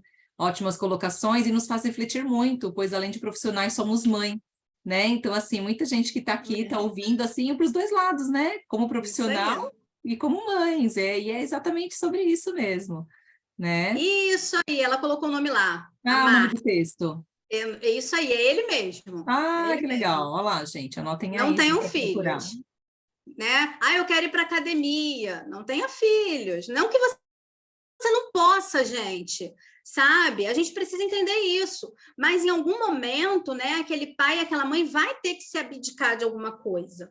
Por uma fase. É o que eu falo para os pais. Por uma fase. Por um tempo. Depois eles crescem. E eles vão seguir. Eles vão seguir. Agora, como eu estou fazendo isso? Como eu estou fazendo com que eles sigam? Aí sim, é responsabilidade dos pais. É responsabilidade nossa, profissional, que está lidando com aquela criança. Porque, olha só, não é só o TDAH que eu vou trabalhar. Não é só o TOD. Não é só a disgrafia, desortografia, dislalia. Não é só isso. Eu vou trabalhar um conjunto. Porque o que eu falo para os pais, o meu paciente, ele não é um diagnóstico somente. Ele é uma pessoa, ele é um ser humano. Então, a gente precisa levar isso para os pais, né? Esse conhecimento. A negligência ela é caracterizada, como eu disse, por pouco afeto e pouco limite, né? Os cuidadores permitem quase tudo, geralmente não participam e não se preocupam com a educação. É aquele pai que o professor passou o dever, sabe? E aí a criança volta no dia seguinte com o dever em branco, não fez o dever. Mas ele sabia, aí olha onde que entra a questão dos marcos de desenvolvimento, até que ponto ele deveria ter essa responsabilidade de saber que ele tinha um dever para fazer. Ah, esqueceu a agenda da escola. Aonde que eu coloco, né, os professores, aonde que eu vou colocar o recado? Tá vendo? Ele esqueceu a agenda. Então, será que eu não tenho aí, desse pai e dessa mãe, uma prática, um estilo parental negligente? Exato. Que não acompanha? Porque o estudo a gente precisa acompanhar. Até eu falo aqui em casa, né? Eu tenho uma filha de 14 que vai fazer 15. Até um certo ponto eu consegui acompanhar ela. Eu falo, agora eu não consigo mais te acompanhar, não. Porque eu já esqueci muita coisa que você já está aprendendo. Então, eu não consigo te acompanhar. Mas cabe a mim falar para ela, poxa, tenta ver lá no YouTube uma aula, né? Uma videoaula para ser mais esclarecedora para você, está com dificuldade. Então, olha só, mesmo ela já tendo toda essa autonomia, eu vou estar ali, o quê? Acompanhando. Isso é orientação, né? Precisa orientar. Sim. E isso nós precisamos ensinar como profissionais às famílias, que muitas vezes não sabem como orientar, né? E aí a gente fala assim, mas é tão óbvio, né, Elaine? Eu vou falar para vocês, não é não, gente? Para alguns pais não é óbvio. Tem que ensinar passo a passo. Não é óbvio. Exato. Não é óbvio, tá? E assim, a gente tem visto isso crescer no nosso meio, principalmente no nosso meio profissional. É porque assim, eu vou levar para psicóloga e ela dá um jeito. Eu vou levar para o psicopedagogo, ele vai dar um jeito, né? Ela vai dar um jeito. Quando você chama a esse pai e essa mãe à realidade, aí é onde eu falo que eu preciso primeiro conquistar esses pais, porque senão eles, tiram da terapia, sabe? Tiram da questão psicopedagógica. Porque até a questão do ensinar, como que está isso hoje em dia, gente? Está sendo, muitas das vezes, negligenciado. Vamos partir para o próximo. Disciplina relaxada. Disciplina relaxada é aquela que compreende a ausência ou precariedade de regras educativas, tá? Entendam aqui, é diferente da negligência. Na negligência, você não tem nada. O pai e a mãe é negligente no afeto, é negligente nos cuidados, tá? É negligente. Na disciplina relaxada, vai ter a ausência ou então uma precariedade das regras educativas. Aí a gente não falou lá da monitoria, né, positiva, a gente falou que é uma prática positiva. A disciplina relaxada, ela, digamos assim, é o diferente da monitoria positiva. Por quê? Eu acabo não tendo, os pais acabam deixando para lá, acaba sendo precária as regras educativas, acaba não conseguindo colocar para essas crianças, né, a questão das regras, a questão da solidez das regras. Por quê? De novo falando, educar cansa. Educar é cansativo. Mas, olha, uma coisa que eu percebo é que os pais eles estão terceirizando essa educação. Então, eu vou levar para a escola. A escola vai educar. E eles não entendem. Outra coisa, que eu queria abrir um parênteses aqui para vocês.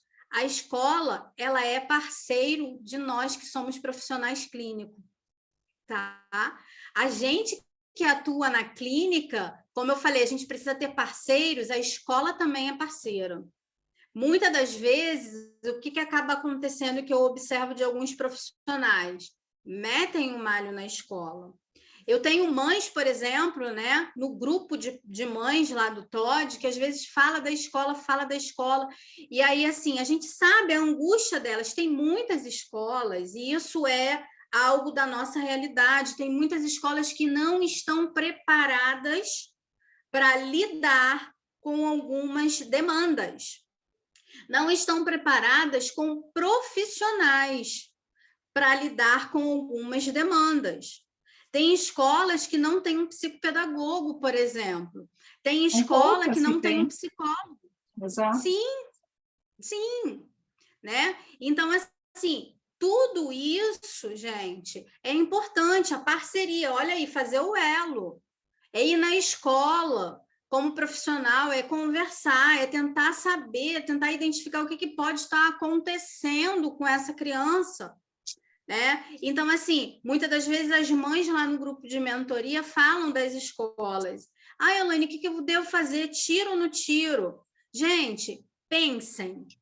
E aí é onde a gente trabalha, e de novo falando do treinamento de pais, né? A gente vai trabalhar com esses pais.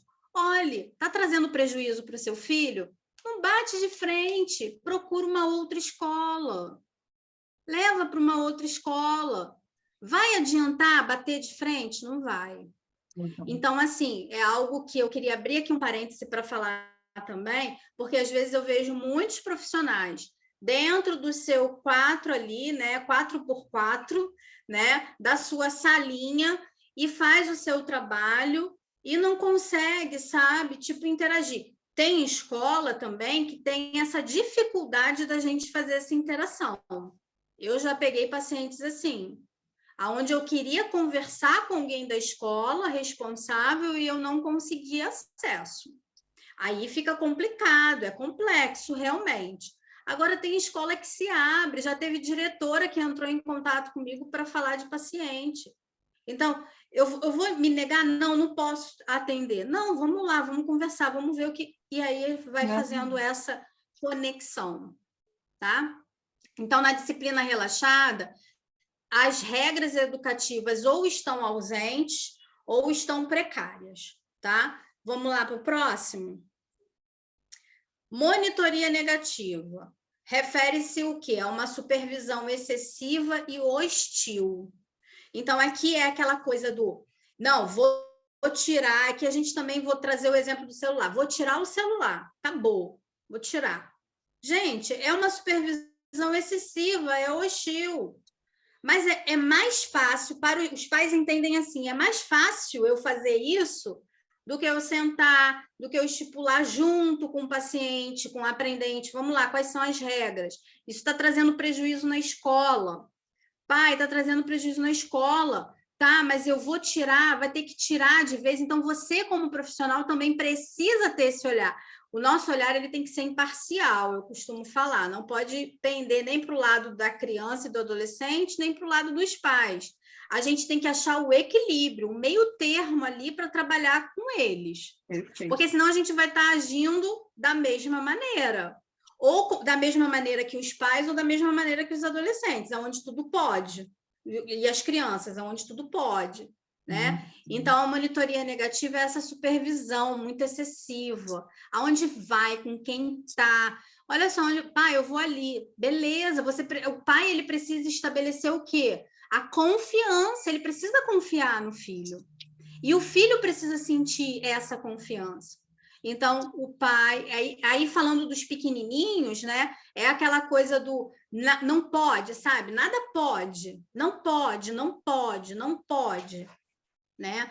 Assim como o excesso do sim é prejudicial, o excesso do não também é prejudicial. Então, a gente precisa também explicar isso para eles, tá? Abuso físico, que é o último. O abuso físico, gente, nada mais é do que alguns pais que ainda acreditam, né, que o uso da disciplina corporal, ele é um procedimento educativo, tá? Então, aqui, eu tenho pacientes que, assim, já têm 14, 15 anos, e que os pais ainda batem, a forma de correção dos pais ainda é bater. E eu sempre falo para eles o seguinte, existe uma curva, né? Existe uma linha aí, que, por exemplo, vamos colocar essa linha até os 6 anos, você disciplina, não com abuso físico. Você vai disciplinar o teu filho, talvez, né? A mãe vai lá dar um tapa no bumbum, né? Sem estar abusando. Não é aquela agressão física, para que a criança possa, talvez, entender. Mas, gente, dos 7 para baixo, né? 7, 8, 9, 10, até 15 anos, os pais eles educam pelo reflexo, pelo exemplo. Então, dentro dessa questão toda dos estilos parentais, a gente também mostra isso para os pais. Será que é eficaz? Está adiantando? Quando é criança, está adiantando? Será que é uma maneira assertiva? O que você está trazendo, né, para esse contexto? Você está trazendo crianças que vão se tornar possivelmente adultos agressivos, ou então crianças que vão se tornar possivelmente adultos introspectivos, fechados para dentro, com dificuldade de colocar as suas emoções, expressar as suas emoções. Então, não é eficaz em nada. E aí, se eu posso dizer, nem um tapinha, talvez, no bumbum. Nem um tapinha no bumbum, né? O que é isso? Vamos lá. O IEP é uma ferramenta, tá, de avaliação dos estilos parentais. Nos próximos slides tem a foto dele, eu vou mostrar para vocês, tá? O IEP, ele não é um instrumento restrito do psicólogo. O profissional psicopedagogo pode usar, porque vocês viram, e eu acredito que vocês entenderam, a importância de se identificar essas práticas, até mesmo dentro do contexto educacional, porque essa criança ela passa pela família, é o núcleo dela, primeiro é a família, depois ela vai para a escola, e ali ela faz as relações sociais dela, estabelece as relações sociais, tá? Beleza. Então, o IEP é um instrumento, tá? Para que a gente consiga avaliar justamente que estilo parental essa família está tendo. O IEP, ele não traz esse gráfico. Esse gráfico, eu assistindo, olha a importância, né? Eu assistindo alguns stories de alguns profissionais que eu sigo, uma profissional falou que usava o IEP, colocava os resultados em gráficos. E aí eu falei, gente, que interessante, porque visualmente falando, você mostrar isso aqui para os pais, eles vão conseguir entender bem melhor, tá? Então, o IEP ele não fornece, né, esse gráfico. É você que vai jogar os resultados num determinado gráfico, tá? Então, isso aqui foi um instrumento que eu utilizei com um paciente de 14 anos, tá? Que chegou para mim com uma queixa de desatenção, não queria estudar, enfim. E aí, olha a importância do preenchimento da anamnese e conhecimento do caso, tá? Primeira entrevista foi realizada somente com o pai.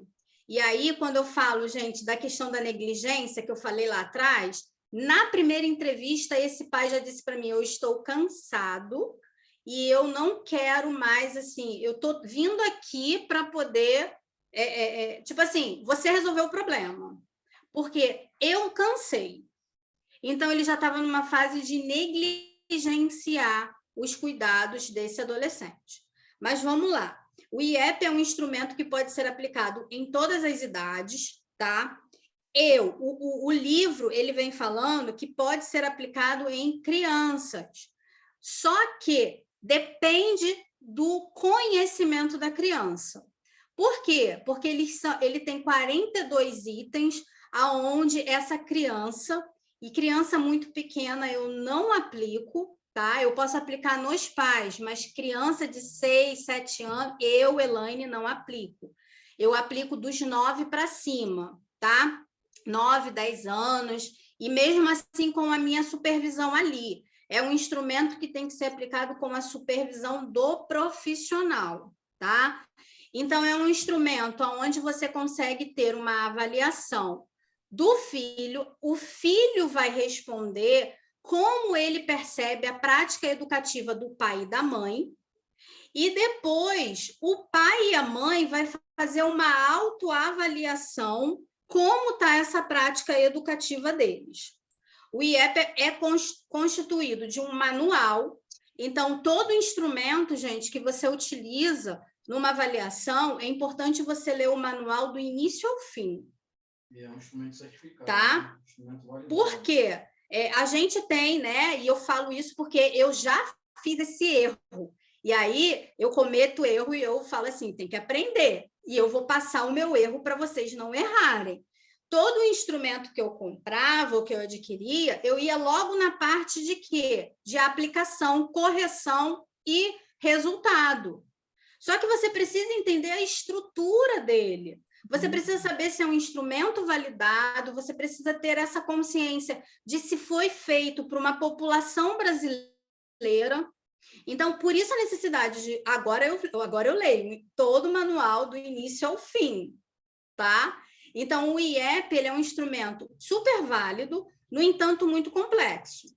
Ele vem o manual e vem 3 blocos, tá? de protocolos. Um bloco de autoavaliação, que é onde o pai e a mãe se avaliam nas suas práticas parentais, e mais 2 blocos, que é onde o filho avalia a prática educacional do pai e a prática educacional da mãe, tá? Então, nesse paciente meu, eu apliquei os 3, tá? Eu fiz do filho, a visão do filho com o pai, do filho com a mãe, e a visão do pai e da mãe. O que a gente tem aqui? E aí é isso que eu quero explicar para vocês. Eu não vou entrar em detalhes aqui, tá, gente? Porque senão a gente vai estender muito. Eu vou passar isso aqui só para vocês poderem ter uma ideia. Olhando assim, o que a gente tem? Quanto maior no gráfico, melhor. O que isso quer dizer? Mas, Elaine, disciplina relaxada está lá em cima. Significa dizer que ele tem, né, uma disciplina relaxada? Não. Significa dizer que essa disciplina relaxada, ela existe, mas muito pouco na convivência familiar. Na visão, aí a gente tem aí, deixa eu explicar para vocês. Azul claro, tá? É a visão do filho, é o questionário respondido do filho, a visão que o filho tem com relação às práticas do pai. Em rosa, é a visão que o filho tem da prática da mãe. Em lilás, é a autoavaliação da mãe, é como ela vê as práticas dela educativa respondendo o questionário. E em azul mais escuro, é a autoavaliação do pai. Se a gente olhar, olha aqui a importância de ter um raciocínio, tá? Eu pego toda a investigação de anamnese, eu dou uma olhada nessa investigação, a importância de você ter uma anamnese boa, bem feita, tá? Eu pego tudo que foi trabalhado com esse adolescente, eu pego tudo que foi trabalhado no treinamento de pais com os pais, e aí eu aplico o IEP, tá? E o IEP me dá aqui, numa visão geral, para não entrar em detalhes, que a gente já percebe ali que as duas práticas positivas não existem. Está ruim. A monitoria positiva e o comportamento moral, tanto na visão do filho quanto na visão dos pais, está ruim. Não existe. Quando a gente vai lá para o final, que é o IEP, o que é isso? É o resultado geral da aplicação desse inventário. É o que vai me dar ferramenta, é o que vai me dizer, tem ou não tem práticas positivas nessa família, tá? Então, assim, quando eu vou para o resultado geral do IEP, você consegue perceber ali que não existe nenhuma prática positiva, que provavelmente existam mais práticas negativas, que há ausência de práticas positivas. Chegou nem a 25%. O resultado geral não chega a 25%, tá? Tanto na visão do filho com os pais, quanto na visão dos pais. Mas a gente tem ali disciplina relaxada, que está ali em 85%, por parte da avaliação do filho com a mãe e da autoavaliação da mãe. Ou seja, essa prática, ela existe, mas muito pouca.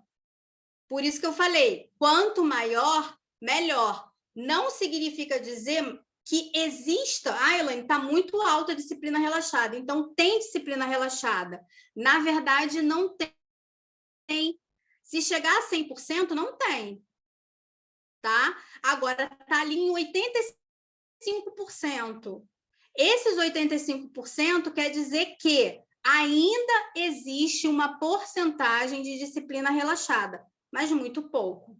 E aí eu consigo fazer a psicoeducação, eu consigo chamar esses pais, eu consigo, vamos lá, a gente precisa intensificar o treinamento de pais, a gente precisa avaliar aí todas essas questões, porque existe a ausência de práticas positivas.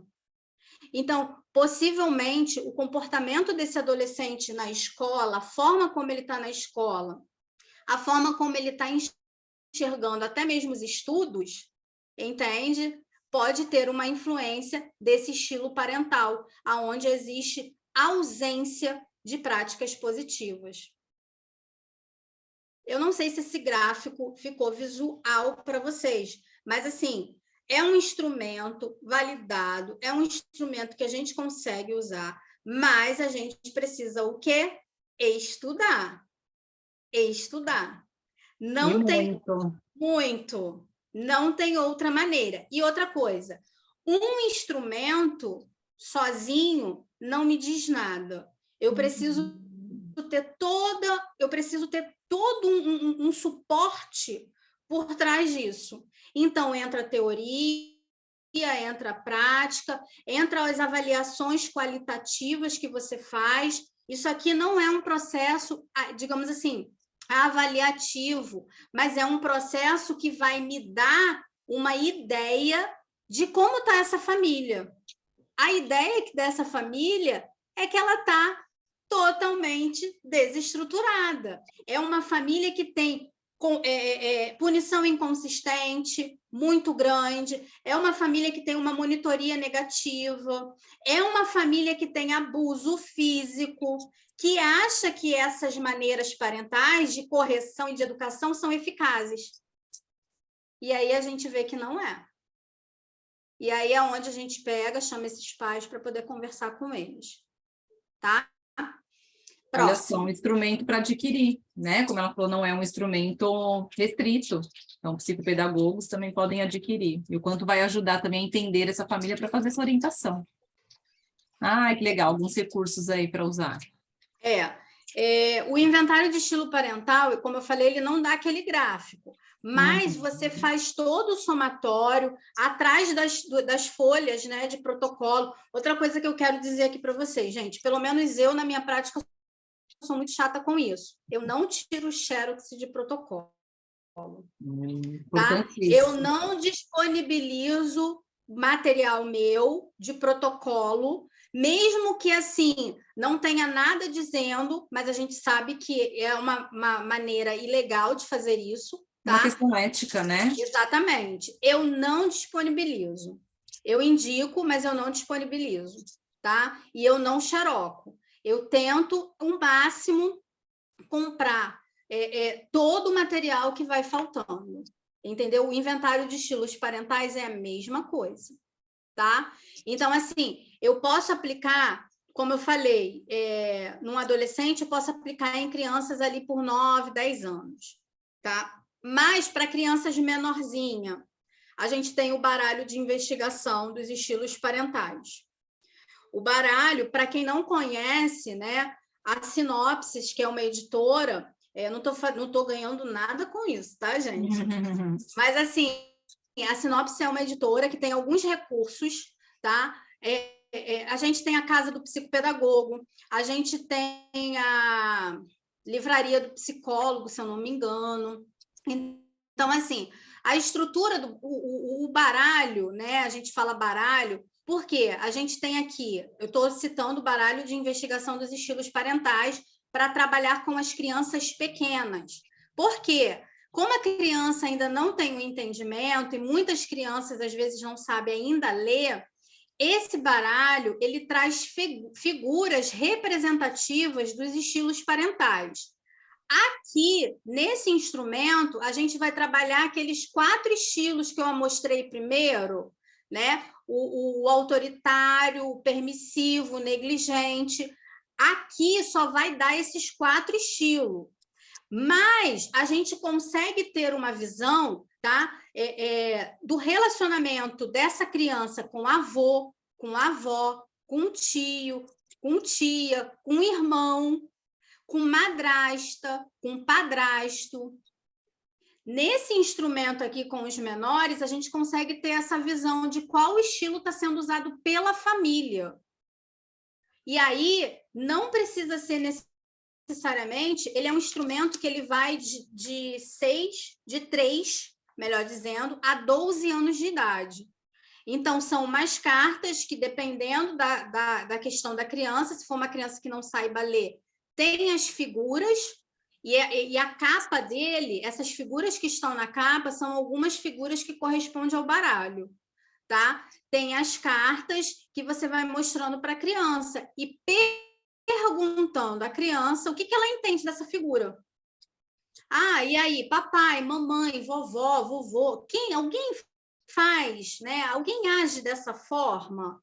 E aí a criança ela vai falando, tá? Também não é um instrumento restrito, tá? A gente tem outros instrumentos para investigação dos estilos parentais, que eu não coloquei aqui, mas a gente tem o baralho, eu acho que, se eu não me engano, é baralho ABCDEF, que você também consegue trabalhar essa questão dos estilos parentais.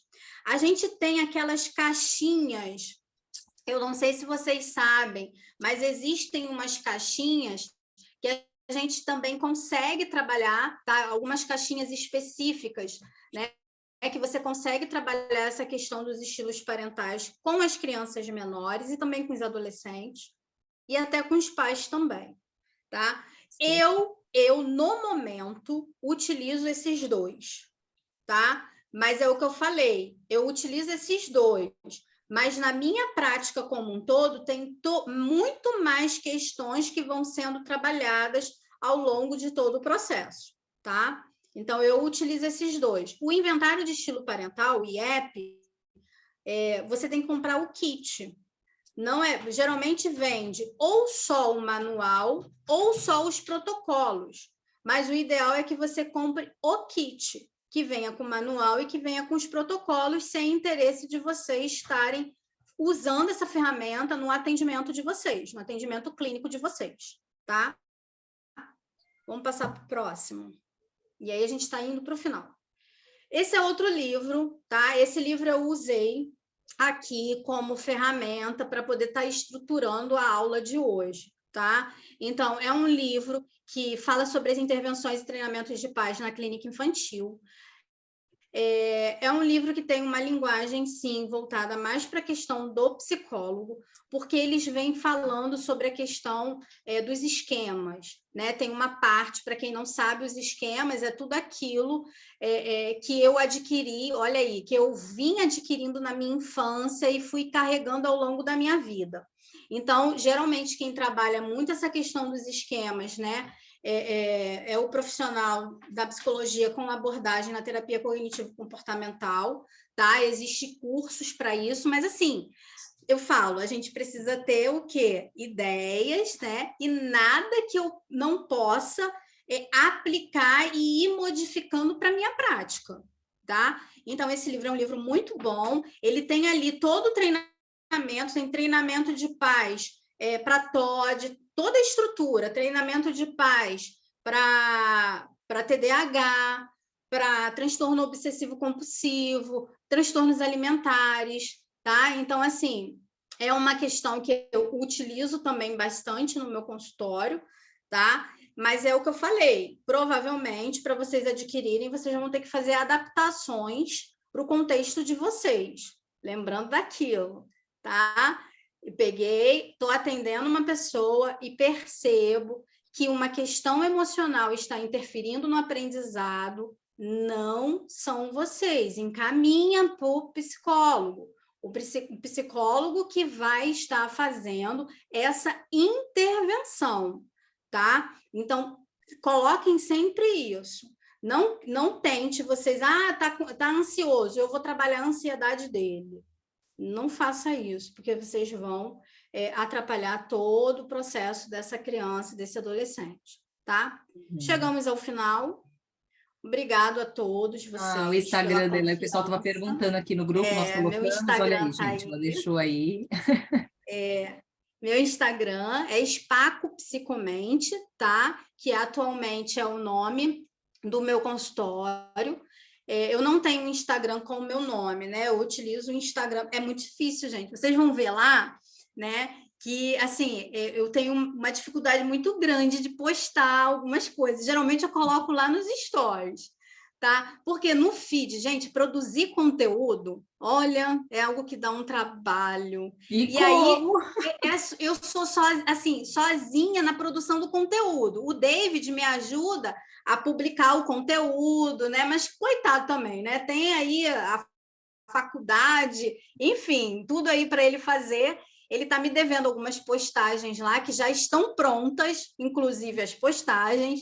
É só ele colocar lá para mim e ele está me devendo. Então, assim, dificilmente, tá? Dificilmente não, de vez em quando eu apareço por lá e estou postando algumas coisas lá, tá? Eu prometo, eu tenho prometido para mim mesmo que esse ano eu vou mudar, que eu tenho que aparecer mais lá, tá? Mas, assim, tem alguns conteúdos lá falando de uma maneira geral da psicologia, tá? De uma maneira aí da questão dos transtornos ansiosos, de depressão, tá? Da questão da avaliação neuropsicológica, tem questões lá de orientação vocacional, que eu também faço. Então, assim, vão lá, que de vez em quando aparece lá um conteúdo novo, alguma coisa, tá? Mas tá funcionando, tá ativo, tá bom, gente? Eu agradeço. Nossa, Elaine, obrigada aqui, ó, todo mundo elogiando, excelentes colocações, maravilhoso essa aula, né? Muita experiência, muita vivência, muito conhecimento. Então, assim, a gente só tem que agradecer,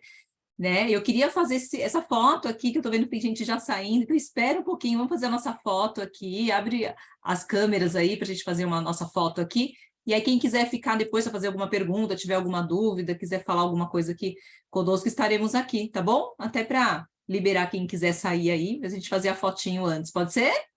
E Elaine, nossa, muito obrigada, foi excelente, maravilhoso, viu? Nossa, muitas informações, a gente ficaria aí horas, né? Muita coisa aí para a gente... Mas fica o convite, viu? Fica o convite para um próximo aulão aí, porque tem bastante conteúdo, né? Tem! Olha que foi resumido, hein? Olha que foi resumido. Delícia, né, gente? Cadê a Jane para abrir? Ivone, Girlene, a Rose. Abre aí para a gente só fazer uma foto aqui para a gente encerrar.